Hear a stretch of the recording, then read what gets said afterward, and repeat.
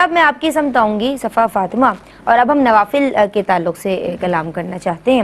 نوافل کی تعریف بیان کیجئے اور نفلی عبادات کے کیا مقاصد ہیں، کیا فضائل ہیں، اس پر روشنی ڈالیے۔ جی دیکھیں، سب سے پہلی بات تو یہ کہ نفل جس کو تطوع بھی کہا جاتا ہے، اس کا لغوی معنی، لفظی معنی ہے فرما برداری کرنا، اور اگر اس کی اصطلاحی تعریف کی بات کریں تو وہ عبادت جو فرض یا واجب کے علاوہ ہو۔ اللہ رب العزت نے اس کو ہم پر لازم تو نہیں کیا، لیکن بندہ اپنے شوق کا اور محبت کا اظہار کرتے ہوئے اس عبادت کو ادا کرتا ہے، ٹھیک ہے، یہ نفل کہلاتے ہیں۔ صحیح۔ فقہا کی اصطلاح میں اس کا مفہوم بہت وسیع ہے۔ سنت مبارکہ یعنی فرائض اور واجب کے علاوہ جو سنن ہوتی ہیں، سنت مؤکدہ ہو، غیر مؤکدہ ہو، اور اسی طرح نوافل ہیں، یہ تمام چیزیں جو ہم اس کو کیٹیگرائز کر دیتے ہیں سنت کہہ کر اور نفل کہہ کر، لیکن فقہا ان تمام چیزوں کو نفل میں شمار کرتے ہیں۔ اور اگر آپ مخصوص کرتے ہوئے سنتوں کو بھی نوافل میں شمار، اور اگر آپ مخصوص کرتے ہوئے صرف اسی عبادت کی بات کریں جس کو ہم نفل ہی کہتے ہیں، جن میں سنت مؤکدہ اور سنت غیر مؤکدہ شامل نہیں ہوتی، جیسے نمازوں میں بھی نوافل وغیرہ ہوتے ہیں، تو بعض تو وہی نوافل ہیں جن کو اس طرح سے ہمارے لیے نماز کے ساتھ لاحق کر دیا گیا تاکہ نوافل کی کچھ نہ کچھ جو ہے وہ ادائیگی 5 وقت نمازوں کے ساتھ ہی ہو جائے۔ اس کے علاوہ اگر ہم نوافل کا معمول دیکھتے ہیں تو اللہ رب العزت نے قرآن کریم میں اس کی ترغیب بھی دلائی ہے، ثواب بھی بیان فرمایا ہے، اور اللہ رب العزت قرآن کریم میں ارشاد فرماتا ہے، بسم اللہ الرحمن الرحیم، تتجافى جنوبهم عن المضاجع يدعون ربهم خوفا وطمعا، یعنی وہ لوگ جن کے پہلو اپنی خواب گاہوں سے جدا رہتے ہیں، اپنے رب کو پکارتے ہیں خوف رکھتے ہوئے اور امید رکھتے ہوئے۔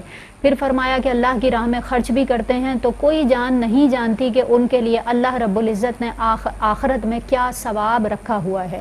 تو وہ لوگوں کی نظر سے بالکل پوشیدہ اور بہت بڑا اجر و ثواب اللہ رب العزت نے ان لوگوں کے لیے رکھا ہوا ہے کہ جو نوافل کی کثرت کیا کرتے ہیں۔ اسی طرح اگر ہم نبی کریم صلی اللہ علیہ وآلہ وسلم کی حیات مبارکہ کو دیکھتے ہیں، معلوم ہوتا ہے کہ رات کو سرکار علیہ الصلوۃ والسلام کثرت سے نوافل ادا فرمایا کرتے تھے، یہاں تک کہ حضرت عائشہ فرماتی ہیں حتی تورمت قدماہ، آپ علیہ الصلوۃ والسلام کے قدم مبارک میں ورم آ جایا کرتا تھا، اور پھر جب اس کی وجہ حضرت عائشہ رضی اللہ تعالی عنہا نے دریافت فرمائی تو سرکار نے فرمایا افلا اکون عبدا شکورا، کیا میں اللہ رب العزت کا شکر گزار بندہ نہ بنوں؟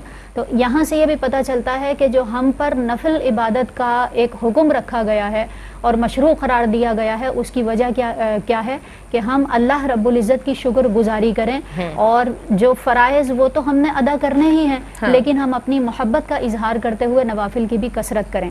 حضرت ابو ہریرہ رضی اللہ تعالی عنہ فرماتے ہیں کہ اگر بالفرض کوئی شخص سلامتی کے ساتھ جنت میں داخل ہونا چاہتا ہے تو اس کے لیے 4 عمل بیان فرمائے: سلام کو عام کرو، بھوکوں کو کھانا کھلاؤ، صلہ رحمی کرو، اور جس وقت لوگ سو رہے ہوں اٹھ کر نماز ادا کیا کرو اور نفل کی کثرت کیا کرو، تم سلامتی کے ساتھ جنت میں داخل ہو جاؤ۔ ایک کالر کافی دیر سے ہولڈ پہ ہیں، شامل کر لیجیے۔ جی السلام علیکم۔ السلام علیکم۔ وعلیکم السلام۔ جی بہن، کیا نام ہے اور کیا سوال ہے؟ خوش آمدید کہتے ہیں آپ کو۔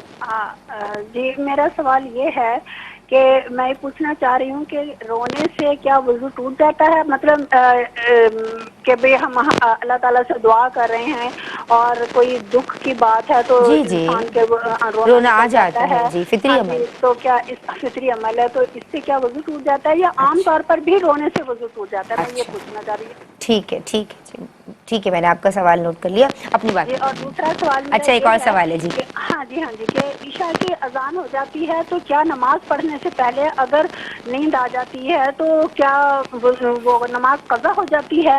اور میرا تیسرا سوال یہ ہے کہ نماز پڑھتے ہوئے اگر نماز پڑھتے ہوئے اونگ آ جاتی ہے اور بعض دفعہ ہمیں یہ پتہ نہیں لگتا کہ ہم نے کیا پڑھا تھا، تو کیا اس سے بھی ہماری نماز یا وضو ہمارا ٹوٹ جاتا ہے اس سے بھی؟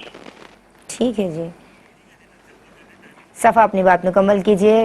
جی، میں یہ عرض کر رہی تھی کہ نوافل کی فضائل بھی قرآن اور احادیث مبارکہ میں بیان ہوئے، اور صحابہ کرام کا، اکابرین کا ہمیں عمل یہ ملتا ہے کہ اگر کوئی خوشی کا موقع ہے تب بھی نفل کی کثرت کرتے ہیں، اور اگر کوئی غم کا موقع ہوتا ہے تو اس میں بھی نوافل کا اہتمام کیا کرتے ہیں۔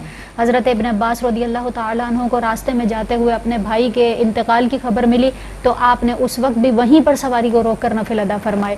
تو یہ ہمارے اکابرین کا معمول اور نوافل سے محبت اور ذوق و شوق ہمیں نظر آ رہا ہے، تو اس کا اہتمام ہمیں اپنی زندگیوں میں بھی اسی طرح شامل کرنا چاہیے۔